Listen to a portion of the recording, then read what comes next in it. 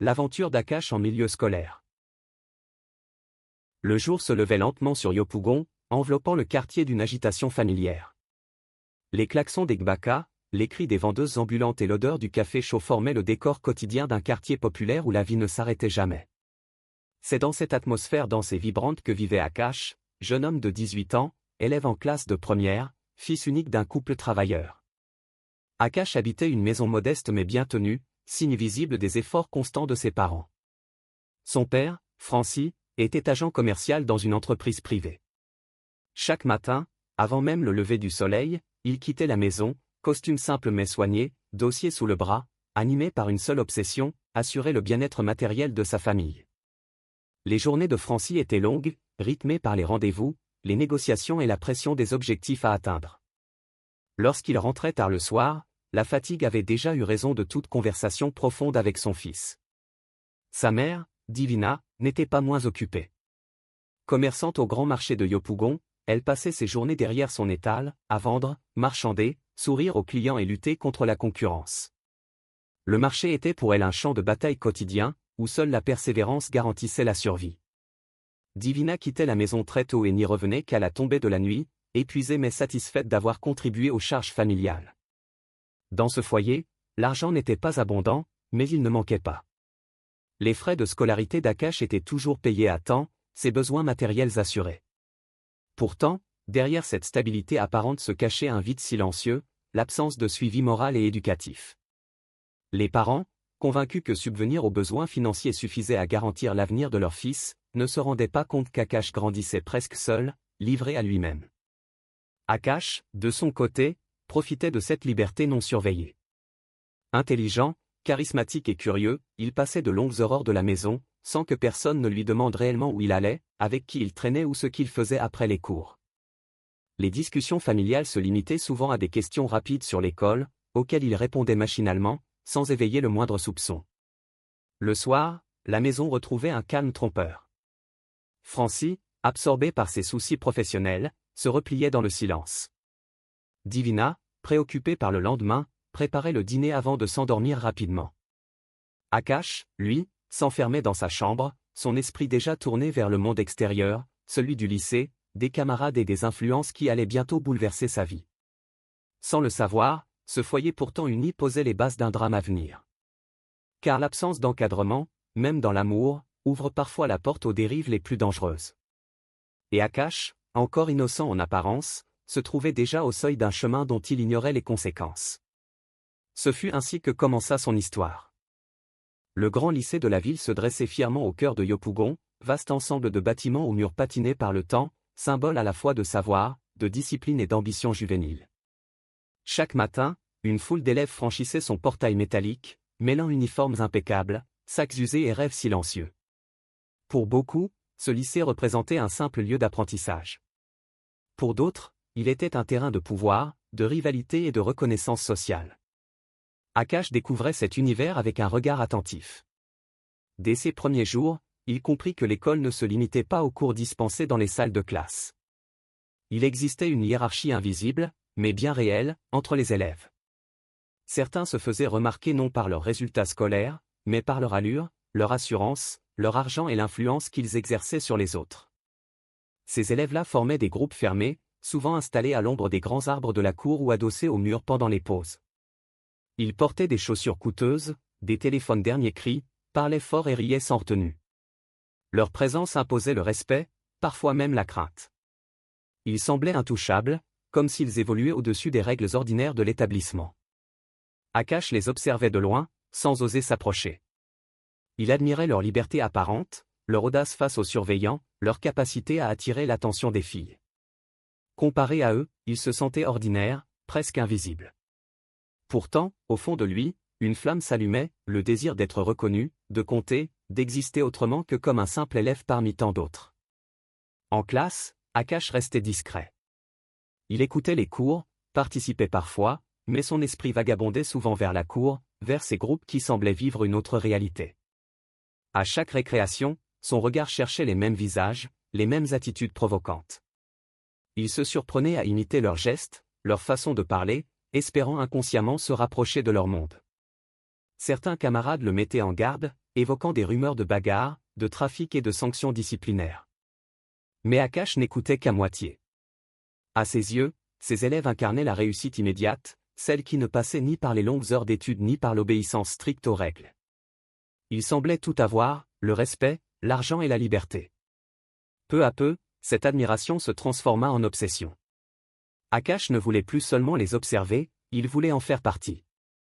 Il ignorait encore que ce désir d'appartenance allait l'entraîner sur un chemin dangereux, où le prestige apparent cacherait des choix lourds de conséquences. Ainsi, sans bruit et sans violence, le grand lycée de la ville venait d'ouvrir à Akash une porte invisible. Une porte derrière laquelle l'attendaient des épreuves qu'il n'était pas encore prêt à affronter. La fascination d'Akash pour les élèves influents ne resta pas longtemps à l'état de simple observation.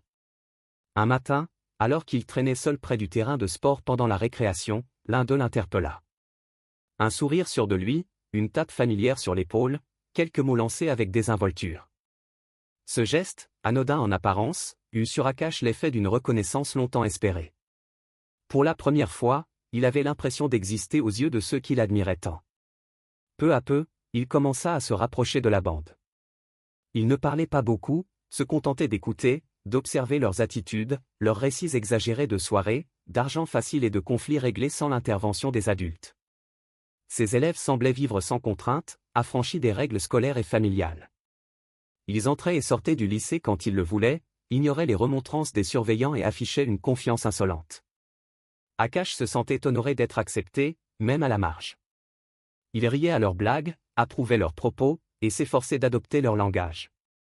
Rapidement, il comprit que leur luxe apparent ne venait ni de leurs parents ni de petits emplois honnêtes. L'argent circulait facilement entre eux, discret mais constant. Des billets changeaient de main à l'abri des regards, accompagnés de regards complices et de silences lourds de sens. C'est lors d'une pause, à l'écart des autres élèves, qu'Akash eut son premier contact avec la drogue. On lui tendit un petit sachet, présenté comme un simple moyen de se détendre, de se sentir fort et d'oublier les soucis. Au début, il hésita. Une voix intérieure lui soufflait que cette frontière ne devait pas être franchie. Mais la pression du groupe était subtile, presque invisible, des rires moqueurs, des paroles rassurantes, la peur de passer pour un faible. Il céda. Les premières sensations furent troublantes.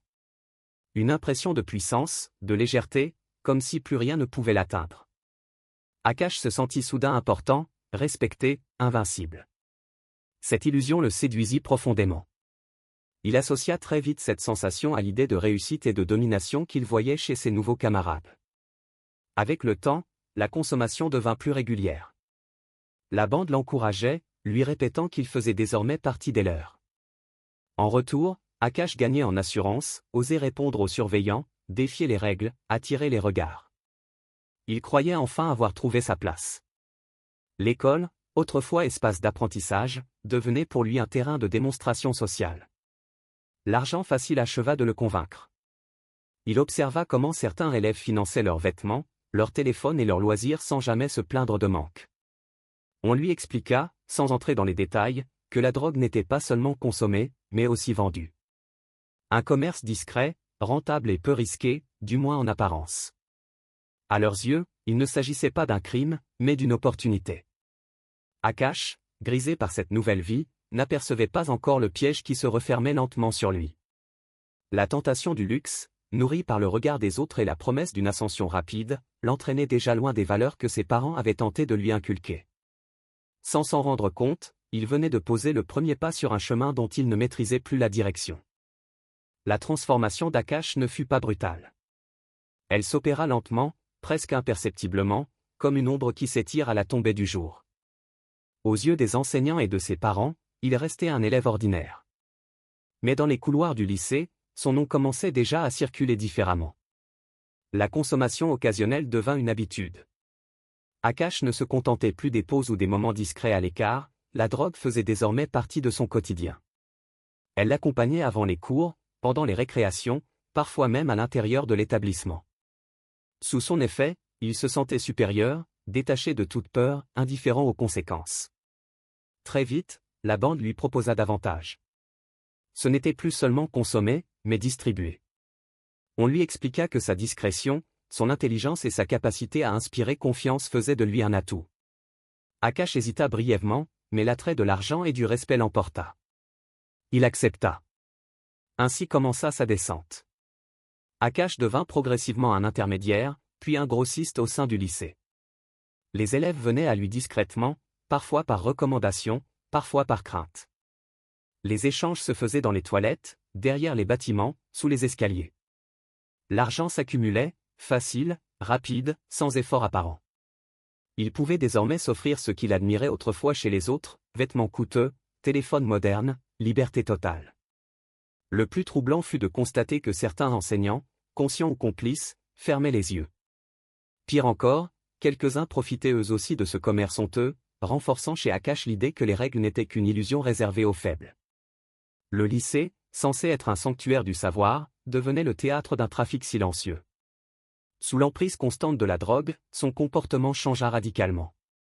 En classe, il perturbait les cours, répondait avec insolence, semait le désordre. Certains enseignants l'excluaient régulièrement de leurs cours, incapables de le canaliser. D'autres préféraient l'ignorer, redoutant les conséquences d'une confrontation. Akash, lui, interprétait ces sanctions comme des preuves de puissance. Il se sentait intouchable. Chaque exclusion renforçait son ego, chaque murmure dans son dos nourrissait sa réputation. Il ne voyait pas encore qu'il s'éloignait dangereusement de l'élève qu'il avait été, ni qu'il creusait lui-même le fossé qui allait bientôt l'engloutir. La chute était en marche, silencieuse mais profonde. Et Akash, aveuglé par l'illusion du contrôle, continuait d'avancer sans regarder derrière lui. Le lycée n'était plus pour Akash un lieu d'apprentissage. Il était devenu son territoire. Chaque couloir, chaque recoin de la cour lui était familier, non pas comme élève, mais comme figure dominante. Son nom circulait désormais à voix basse, parfois avec admiration, souvent avec crainte. Les nouveaux élèves apprenaient vite à le reconnaître, à l'éviter ou à le respecter. Sous l'effet régulier de la drogue, Akash arrivait en classe sans préparation, parfois en retard, parfois pas du tout. Lorsqu'il était présent, il perturbait le cours par des remarques déplacées, des rires provocateurs ou des échanges discrets avec ses clients. Les enseignants perdaient peu à peu le contrôle de certaines classes dès qu'il y était assis. Son regard défiant suffisait souvent à instaurer un malaise. Plusieurs professeurs tentèrent de le rappeler à l'ordre. Certains élevèrent la voix, d'autres menacèrent de sanctions disciplinaires. Mais Akash ne reculait plus. Il répondait avec insolence, se levait sans autorisation, quittait la salle avant la fin du cours. Dans ces moments-là, il sentait le regard de ses camarades posé sur lui, mélange de peur et de fascination. Cette attention nourrissait son ego et renforçait son sentiment d'impunité. Les exclusions temporaires se multiplièrent. Être chassé d'un cours n'était plus une honte pour lui, mais un trophée. Il passait ses heures perdues dans la cour, sous les arbres, entouré de sa bande. Là, le commerce continuait, à l'abri des salles de classe, sous l'indifférence apparente de l'administration débordée. Le désordre s'étendait au-delà des murs des classes. Les récréations devenaient des moments de tension. Des disputes éclataient pour des dettes impayées, des rivalités entre groupes ou de simples regards mal interprétés. Akash, souvent au centre de ces conflits, s'imposait par la menace et la violence verbale. Sa réputation de garçon sévère et imprévisible suffisait à calmer certaines ardeurs. Les élèves studieux commençaient à déserter certaines zones de la cour. Les surveillants, dépassés, fermaient parfois les yeux pour éviter des affrontements directs. Le lycée, autrefois structuré et discipliné, glissait lentement vers un climat d'insécurité et de peur. Pourtant, au cœur de ce chaos, aucun signal d'alarme ne semblait atteindre Akash. Ses parents n'étaient pas informés de la gravité de la situation. Les bulletins scolaires, autrefois corrects, devenaient médiocres, mais passaient inaperçus dans le rythme effréné du foyer. Akash avançait ainsi, convaincu que rien ne pouvait l'arrêter. Le désordre scolaire n'était plus un accident isolé. Il était devenu le reflet fidèle de la tempête intérieure qui grandissait en lui. La nuit tombait sur Yopougon comme un voile complice. Lorsque le quartier s'apaisait peu à peu, une autre vie commençait pour Akash. À l'abri des regards indiscrets, sa maison se transformait régulièrement en lieu de rassemblement. Ses parents, épuisés par leur longue journée de travail, dormaient profondément ou étaient parfois absents. Cette absence devenait pour lui une opportunité. Les soirées étaient organisées avec méthode. Les invitations circulaient discrètement au lycée, transmises de bouche à oreille ou par message furtif. À la tombée de la nuit, les premiers amis arrivaient, suivis des filles, attirés par la promesse d'une ambiance festive, d'alcool et de liberté. La musique montait rapidement, couvrant les bruits du voisinage, tandis que la maison vibrait d'une énergie incontrôlable. Dans ces nuits interdites, les règles n'existaient plus. Drogue et alcool circulaient librement. Akash, au centre de tout, distribuait, consommait et observait. Il se sentait maître des lieux, respecté, craint, admiré. Chaque regard posé sur lui renforçait son sentiment de puissance. Il n'était plus l'élève perturbateur du lycée, mais le chef incontesté d'un monde nocturne où tout semblait permis. Les excès se multipliaient. Les rires devenaient hystériques, les disputes éclataient pour des raisons futiles, parfois étouffées par la musique assourdissante. Les filles, souvent mineures, se retrouvaient prises dans une spirale de débauche qu'elles ne maîtrisaient pas toujours. Les murs de la maison, témoins silencieux, absorbaient ces scènes sans jamais pouvoir les dénoncer. Mais ces fêtes n'étaient pas sans conséquences. Le voisinage commençait à murmurer. Certains parents remarquaient des changements inquiétants chez leurs enfants, absences répétées, comportements agressifs, chute des résultats scolaires. Les rumeurs finirent par atteindre l'établissement. Des plaintes furent déposées, évoquant des soirées incontrôlées, de la drogue, et une influence néfaste. Lorsque l'administration du lycée convoqua les parents d'Akash, le choc fut brutal. Francie et Divina, abasourdis, peinaient à reconnaître le portrait dressé de leur fils. Akash, face à eux, minimisait les faits, parlant d'exagération, de jalousie. Grâce à l'intervention calme mais ferme de son père, l'affaire fut temporairement étouffée. Une promesse fut faite, des excuses présentées, et le dossier refermé. Pourtant, cette résolution n'était qu'une illusion. Akash ne ressentit ni honte ni peur. Il interpréta cet épisode comme une nouvelle preuve de son intouchabilité. Les nuits interdites reprirent, plus discrètes, mais plus dangereuses encore. Sans le savoir, Akash s'approchait d'un point de non-retour, où chaque excès le rapprochait un peu plus de sa propre chute.